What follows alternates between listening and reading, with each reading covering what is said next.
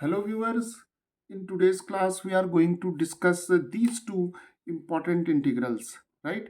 And here we have to calculate the values of these two integrals, but here we are not going to solve these two integrals by usual method, right?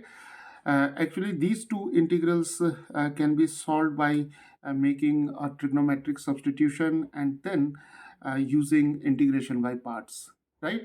So here we are not going to use the proper method or the usual method, but here we'll try to write the direct value of these two integrals by using a known result, right? So let us start.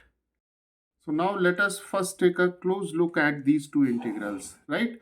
So here the limits are from 0 to pi in both the integrals, and in the numerator, that is in the integrand, we have the numerator as x, and in the denominator here we have 2 minus cos square x, and here we have 4 minus cos square x, right? So let us first take the general integral.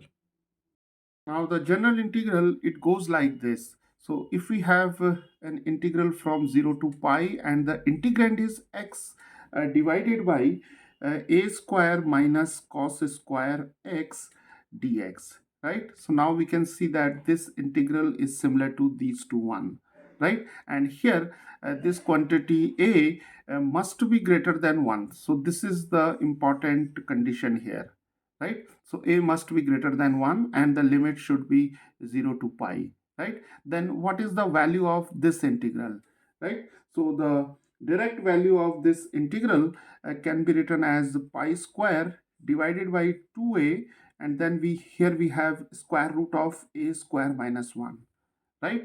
So the direct value of this integral is pi square divided by 2a times square root of a square minus 1.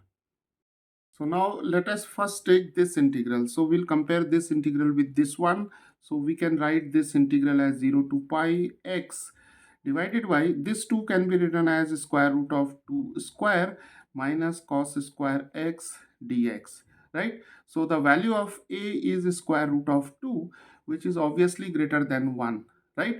So the direct value of this integral is pi square divided by 2 times square root of 2, and here we have square root of root 2 square minus 1. So this is pi square divided by 2 root 2, and here we have 2 minus 1. So this is pi square 2 root 2, and here we have square root of 1 is 1. So here we have 1. So this is pi square divided by 2 root 2, right? Now let us consider this integral, right? So we can write this integral as 0 to pi. Here we have x divided by 2 square minus cos square x, and here we have dx. So 4 can be written as 2 square. So now the value of a is 2, which is greater than 1, right? So the direct value of this integral is pi square, and we have 2 times 2, and then here we have 2 square minus 1. So this is pi square divided by 4 times square root of 4 minus 1. So this is pi square 4 times square root of 3, right?